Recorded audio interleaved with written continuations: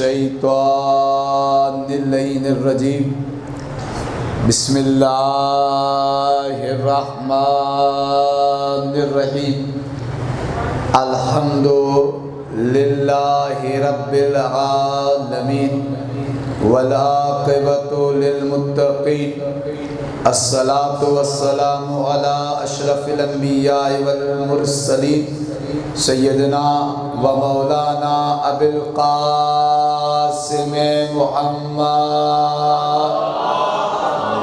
صلی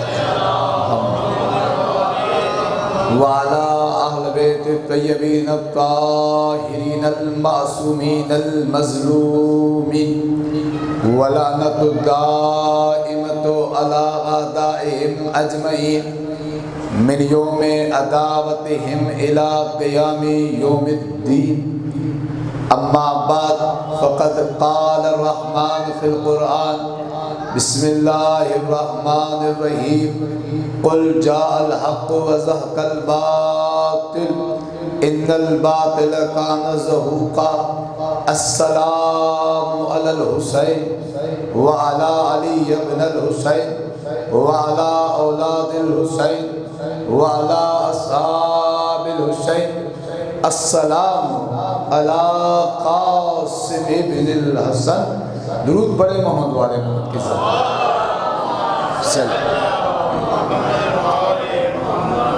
عزیز محترم، آپ کے سامنے کل ہم نے علی کے وہ فضائل بیان کیے تھے جو علی نے دشمنوں کے درمیان میں تھے، یعنی اس وقت جو شورا بیٹھی تھی کوئی بھی مولا کا اپنا نہیں تھا، سب کو مولا نے گواہ بنا کر کہا بتاؤ تم نے یہ دیکھا تھا، تم نے یہ دیکھا تھا، ہم نے کل پیش کیے۔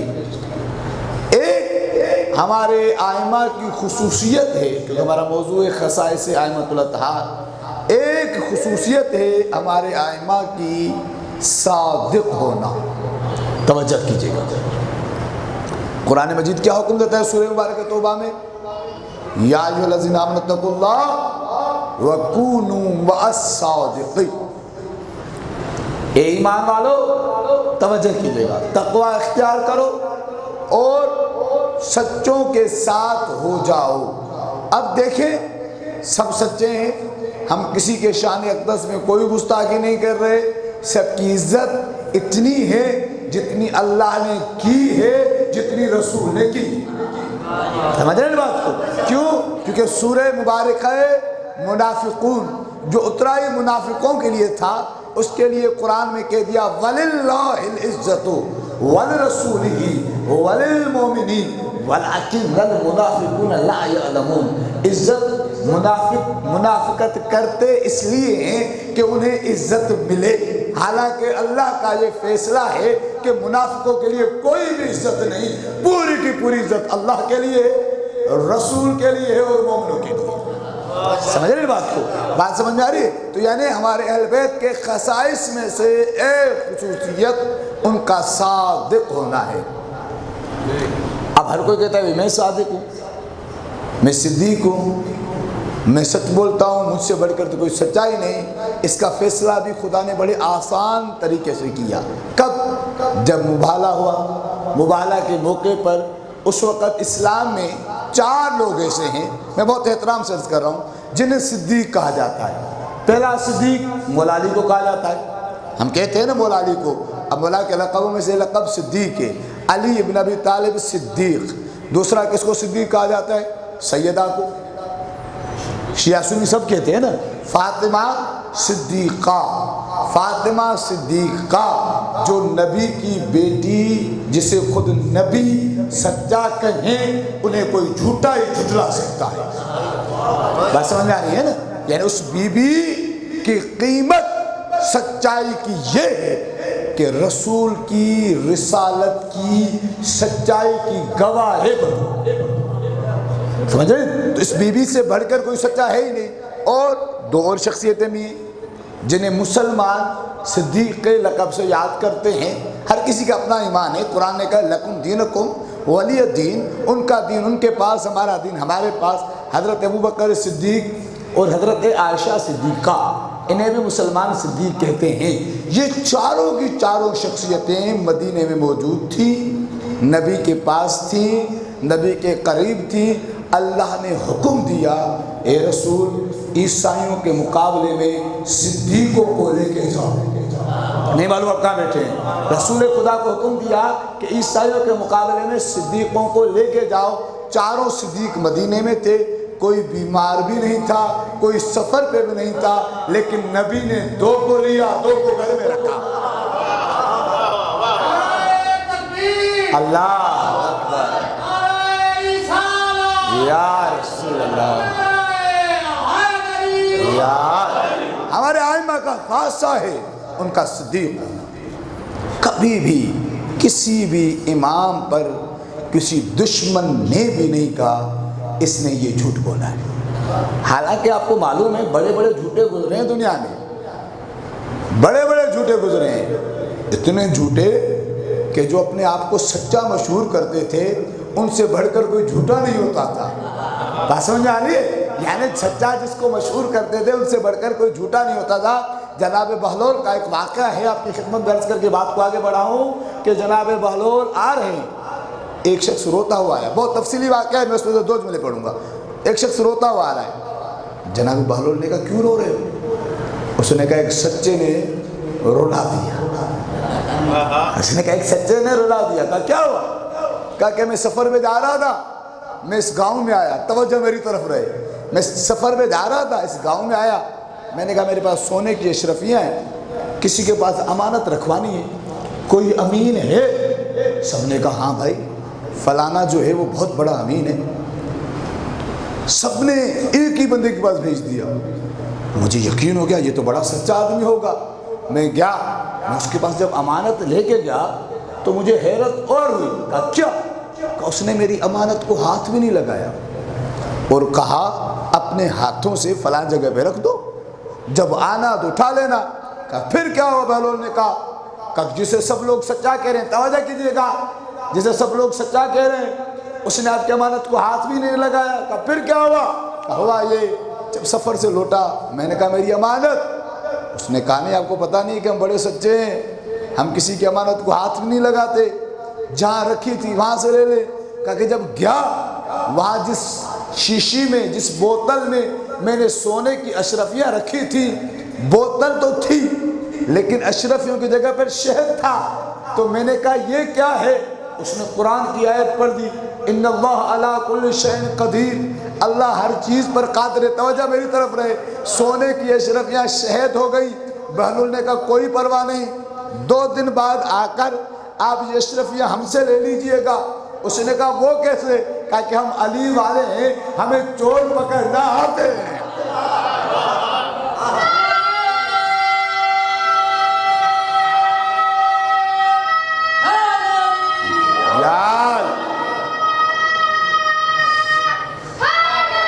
یار حضرت بہلول اس شخص کے پاس پہنچے جو شریف مشہور تھا۔ کہا کہ آپ بڑے شریف مشہور ہیں، آپ کی شرافت کے، آپ کی امانت کے قصے دور دور تک چلے گئے۔ اس نے کہا کبھی فخر نہیں کیا۔ اس نے کہا کہ حضرت بہلول نے ان کے سامنے اپنے علم کو ظاہر کرنا شروع کیا۔ توجہ میری طرف رہے، علی والا، کیونکہ میں نے کل بھی عرض کر دیا تھا علی باب مدینۃ العلم ہے، علی والا کبھی بھی جاہل نہیں ہوتا۔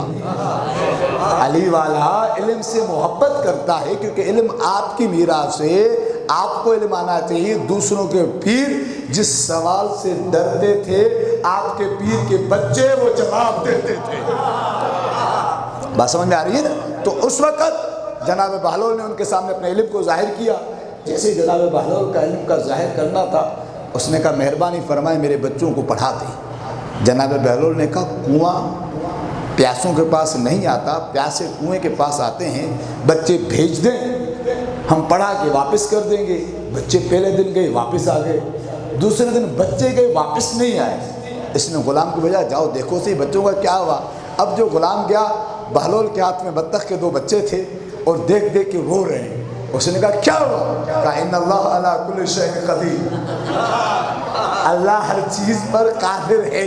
کہا کیا ہوا؟ کہا بچوں کو پڑھا رہا تھا، رونا اس بات کا یہ بطخ کے بچے بن گئے، توجہ میری طرف رہے۔ اس نے کہا ایسا نہیں ہوتا کہ دیکھیں اگر آپ سونے کی اشرفیہ واپس کریں گے تو آپ کو یہ بچے مل سکتے ہیں۔ تو یاد رکھیں اہل بیت وہ ہیں جو خود بھی صدیق ہیں، ان کے چاہنے والوں سے بھی لوگوں نے کبھی بھی رحمت نہیں سہی۔ وہ اور ہیں جو لوگوں کو دھوکہ دیتے ہیں۔ اہل بیت وہ ہیں جنہوں نے دنیا میں بھی کسی کو دھوکہ نہیں دیا اور آخرت میں بھی محبت نبھانے کا وعدہ کیا ہے۔ پوری ذمہ داری سے عرض کر رہا ہوں، اہل بیت کی خصائص میں سے آج کی یہ خصوصیت، اور اسی پہ مجلس تمام ہو جائے گی۔ آپ کی توجہات رہے، آپ کو لطف آئے گا۔ کسی کا پیر دکھا دیں جس نے وعدہ کیا ہو کہ میں تمہیں قبر میں کام آؤں گا، کسی کا ہر شخص ڈرتا گیا ہے، خود بھی نہیں معلوم میرے ساتھ قبر میں کیا ہوگا۔ علی نے حارث ہمدانی سے کہہ دیا تھا، حارث گھبرانا مت، کوئی شخص مشرق میں مرے، مغرب میں مرے، شمال میں مرے، جنوب میں مرے، جب قبر میں جاتا ہے تو مجھے علی کی زیارت کرتا ہے۔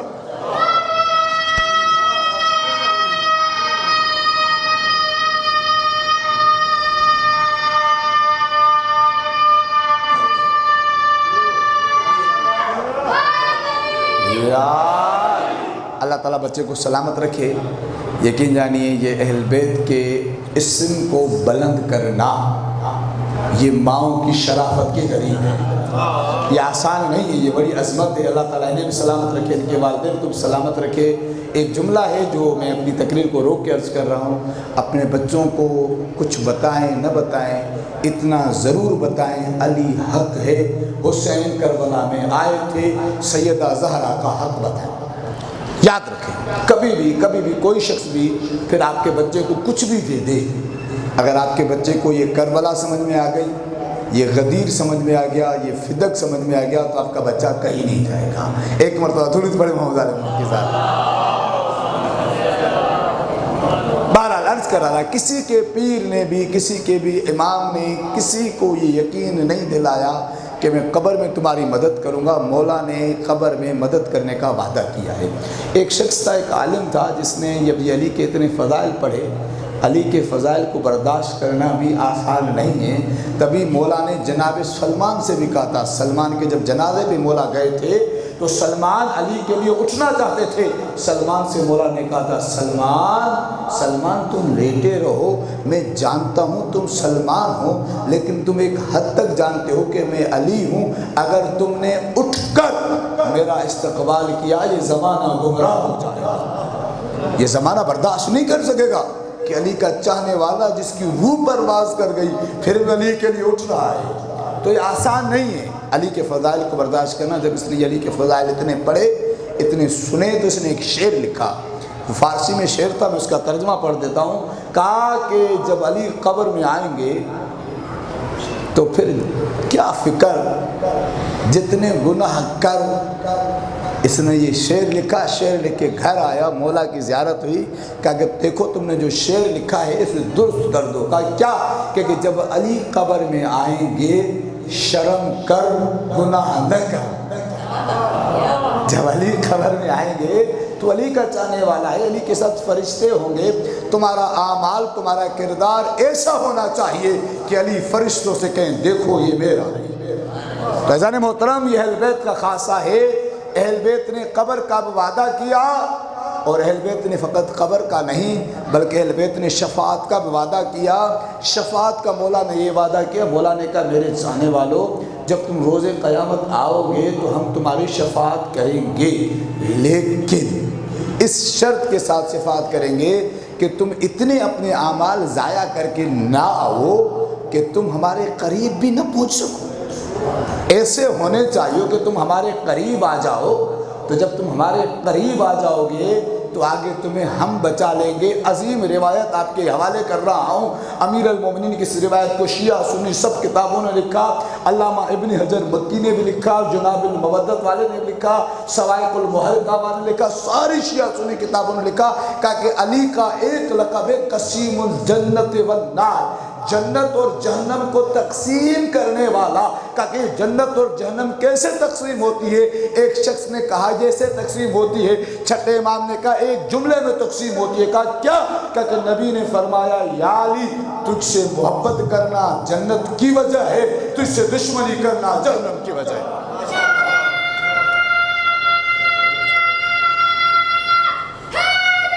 یار علی امیر المومنین اور ان کی اولاد سے محبت ایک شرف ہے، ایک محبت ایک عظمت ہے، کربلا والوں سے محبت ایک عظمت ہے۔ امیر المومنین نے فقط اتنا نہیں فرمایا، امیر المومنین نے اس سے آگے فرمایا، مولا نے کہا کہ میں روز قیامت پل صراط پر موجود ہوں گا تمہاری مدد کے لیے، کیا کروں گا؟ مولا نے فرمایا، مولا نے کہا میں جب جا رہا ہوں گا تو اللہ تعالیٰ حکم دے گا جتنے بھی جہنم میں لوگ جا رہے ہوں گے ان کے دل میں مجھ سے اور میری اولاد سے بغض ہوگا، جو میرے شیعہ ہوں گے۔ توجہ کیجئے گا، جب اس پل صراط سے گزر رہے ہوں گے وہ دشمنوں کو تڑپتا بھی دیکھ رہے ہوں گے، وہ دشمنوں کو جلتا بھی دیکھ رہے ہوں گے، دشمنوں کو عذاب کی صورت میں بھی دیکھ رہے ہوں گے۔ جہنم ان سے کہے گی تم چلے جاؤ، اللہ نے مجھے علی کے دشمن کے لیے خلق کیا ہے۔ یاد رکھیں، لیکن عزیزان محترم ہم علی والے لگنے چاہیے ہمارے کردار سے۔ آپ نے دیکھا ہے، بڑا تجربہ ہے، بڑا مشاہدہ ہے، آپ نے دیکھا ہے، ایام عزا کے حوالے سے جملہ عرض کر رہا ہوں، اپنے ذہنوں میں محفوظ کیجئے گا۔ جب انسان کسی عطر فروش کی دکان پہ جاتا ہے، تھوڑی دیر بیٹھتا ہے تو جب اٹھتا ہے تو اس کے جسم کے پاس سے خوشبو آتی ہے، ایسا ہی ہے نا؟ جب کسی گندگی کی جگہ پر بیٹھتا ہے تو کپڑوں سے بدبو آتی ہے۔ یہ محرم کے دن ہیں، جب آپ محرم کے دنوں میں حسین حسین کریں، علی علی کریں، زینب زینب کریں، سکینہ سکینہ کریں، علی اکبر کا ماتم کریں، تو محرم کے گزرنے کے بعد آپ کے پاس سے ان کے کردار کی خوشبو آنی چاہیے۔ ہرگز ایسا نہیں ہونا چاہیے ہم علی کی سچائی سن کر نعرے لگائیں تو زبان پہ جھوٹ نہیں آنا چاہیے۔ حضرت محترم ہم اپنی بچیوں کو پردے کی تلقین کریں، ہم جب اس بات کو فخر سے بلند کریں، کہیں کہ میں اس علی کا ماننے والا ہوں جس کے لیے نبی نے فرمایا القرآن ما علی والی ما القرآن، علی قرآن کے ساتھ ہے، قرآن علی کے ساتھ ہے، تو ہمارے بچوں کو قرآن پڑھنا آنا چاہیے، کیونکہ دوسروں کو قرآن پڑھ کے تکلیف ہوتی ہوگی۔ کیوں؟ کیونکہ قرآن میں جو بھی آئے تو پڑھو ولی کا قصیدہ لگتی ہے، تو علی کے چاہنے والے کو قرآن پڑھنا آنا چاہیے نا۔ مسجد میں امیر المومنین آتے تھے، التے تھے، نماز پڑھتے تھے، پڑھاتے تھے، مسجدیں بناتے تھے، تو علی والے کو مسجد سے خاص عشق ہونا چاہیے۔ کیوں عشق ہونا چاہیے معلوم ہے آپ کو؟ اس وجہ سے عشق ہونا چاہیے، مسجد میں آ کر جب علی سجدہ کرتے تھے تو لوگوں کی توحید بن جاتی تھی۔ سمجھ رہے ہیں نا بات کو؟ کربلا والوں سے جو توحید کا درس لیا ہے، نبوت کا، اخلاقیات کا، آپ کی زبان سے کسی کو تکلیف نہیں پہنچنی چاہیے۔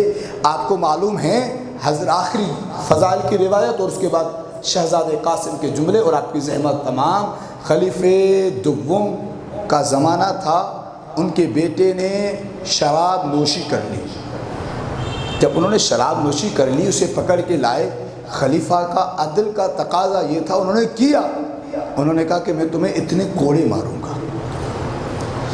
جلاد کو بلایا گیا، لوگوں نے کہا خلیفے کی واہ واہ ہو گئی، بھائی خلیفے نے فیصلہ اچھا کیا ہے نا، اگر اور مجرم بھی جرم کرتے تھے انہیں بھی سزا ملتی تھی، بیٹے نے جرم کیا انہیں بھی سزا مل رہی ہے، لیکن بیٹے نے جملہ کہا کیا؟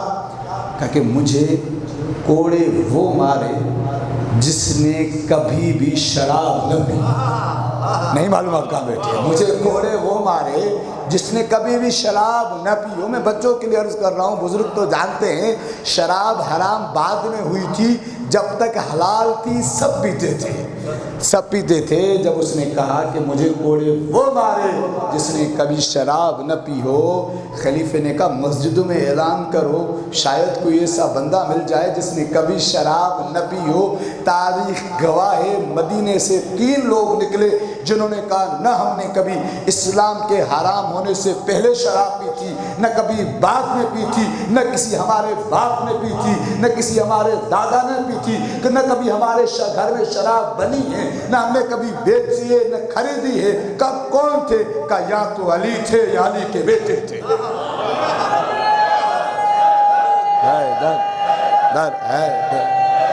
سب مل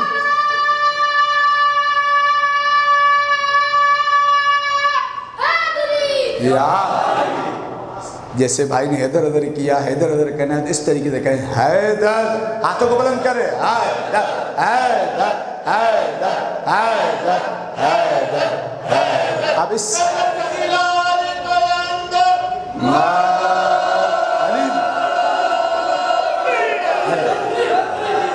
مولا آپ کو سلامت رکھے، آپ کی عظمتوں کو سلامت رکھے۔ ایک جملہ سن لیں بھائی کے اس پہ، اس کے بعد مذہب کی طرف چلتے ہیں۔ آپ کی سماعتوں کو بیدار کیجیے گا۔ عزیزان محترم، یہ جملے تو آپ نے بہت آرام سے سن لیے، لیکن آپ تاریخ میں بتا دیں امیر المومنین کی زندگی سے لے کر امام حسن عسکری کی زندگی تک تمام اہل بیت کا کردار دیکھ لیں، کہ تمام اہل بیت کے کردار کو دیکھ لیں، ان کے دشمن کے کرداروں کو دیکھ لیں، ان کی سازشوں کو دیکھ لیں، بس ایک ہی جملہ کہنے کو ملتا ہے، کیا ان کے لباس پر پیون تو تھے لیکن کردار پر دھبا نہیں تھا۔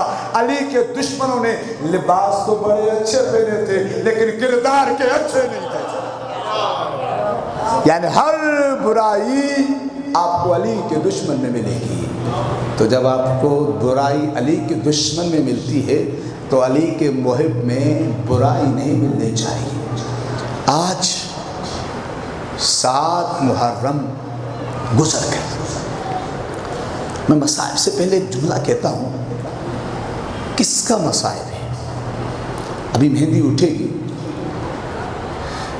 جوان مہندی اٹھائیں گے، اس کا مصائب ہے جس کی عمر فقط 13 برس تھی، ٹوٹل 13 برس، این جوانی کا آغاز، بچپنے کا اختتام، جوانی کا آغاز۔ کیا فرمایا تھا شہزادے قاسم نے معلوم ہے آپ کو؟ امام حسین نے پوچھا تھا، قاسم موت کو کیسے سمجھتے ہو؟ فرمایا تھا احلا من الاسد، حسین جو آپ کی محبت میں موت آئے نا وہ شہد سے بھی زیادہ شیریں۔ عزادارو، یہ وہی قاسم ہے جب قاسم پیدا ہوئے نا امام حسن کے ہاتھوں پہ تھے، جو رونے کے لیے آئے، میں ان سے مخاطب ہوں۔ قاسم امام حسن کے ہاتھوں پر ہیں، آغوش میں ہیں۔ اللہ ہر بے اولاد کو اولاد دے، ہر ماں کی گود کو آباد کرے۔ جناب قاسم ام فروا کی پہلی اولاد، پہلا بیٹا امام حسن کے ساتھ ام فروا بہت خوش ہے اور مولا سے کہہ رہی ہے، آقا یہ آپ کے جیسا لگتا ہے، اس کی آنکھیں آپ جیسی ہیں، اس کا چہرہ آپ جیسا ہے۔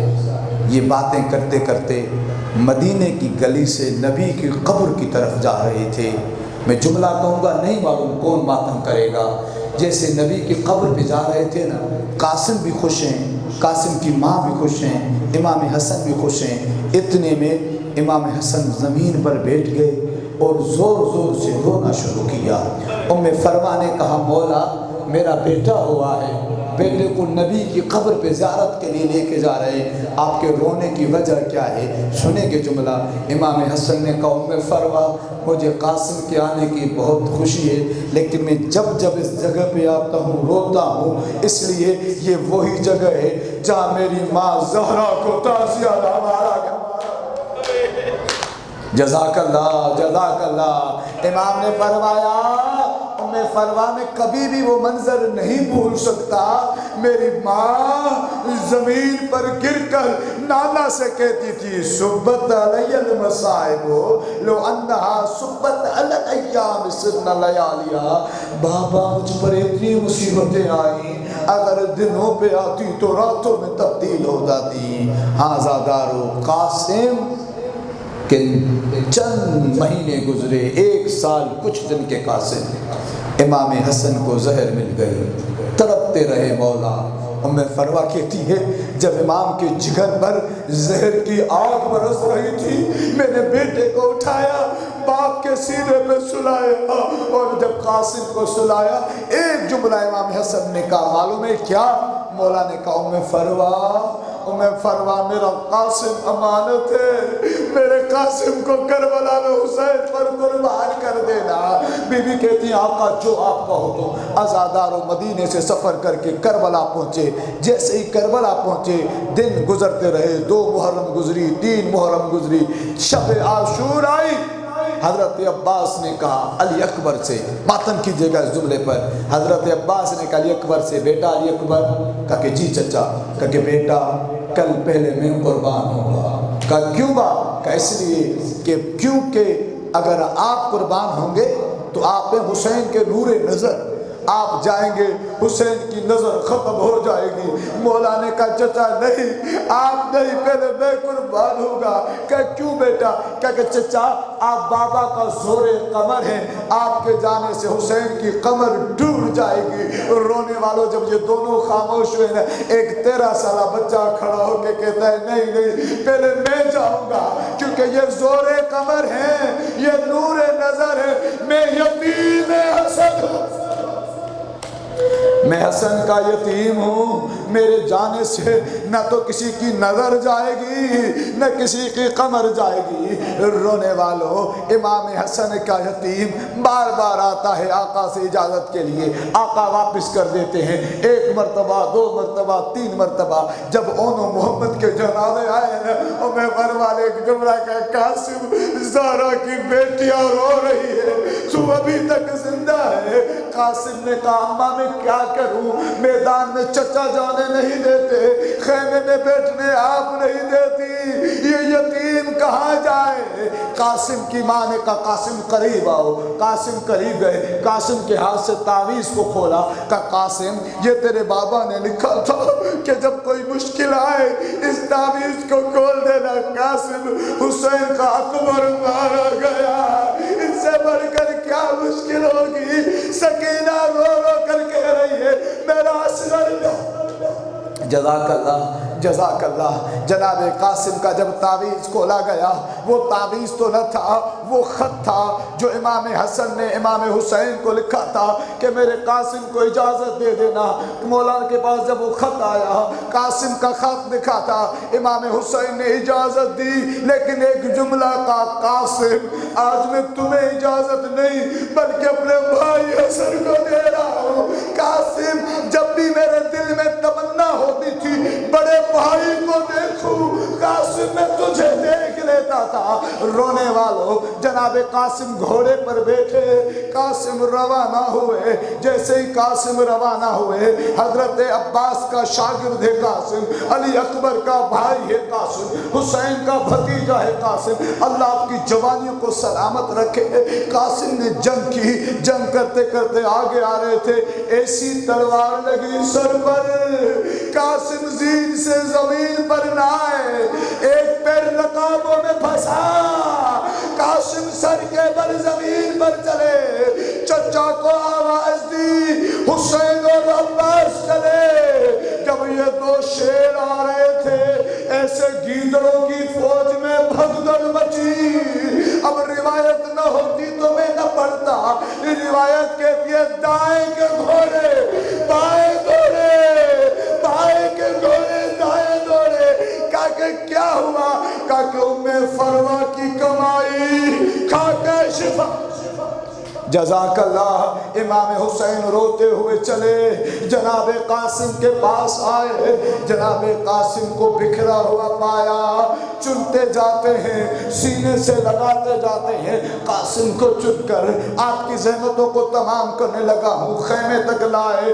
جیسے ہی خیمے میں پہنچے، 2 بیویوں کا رونا ملتا ہے، ایک قاسم کی ماں، ایک قاسم کی بہن جناب فاطمہ بنت حسن۔ جیسے ہی قاسم کے ٹکڑے آئے، ایک ٹکڑا ماں نے اٹھایا، کہا قاسم میرا ارمان تھا میں تیری شادی کروں گی۔ ایک ٹکڑا بہن نے اٹھایا، قاسم، کل بابا کے ٹکڑے دیکھے تھے، آج آپ کے ٹکڑے دیکھے ہیں۔ رونے والوں شہزادے کی مہندی آئی، شہزادے کی مہندی کی زیارت کرے اور ایک جملہ سنے، جب بھی کسی کا دولہا مارا جاتا ہے لوگ اسے پرسہ دیتے ہیں، یہ وہ ماں ہے جس کا دولہا مارا گیا، وہ شام میں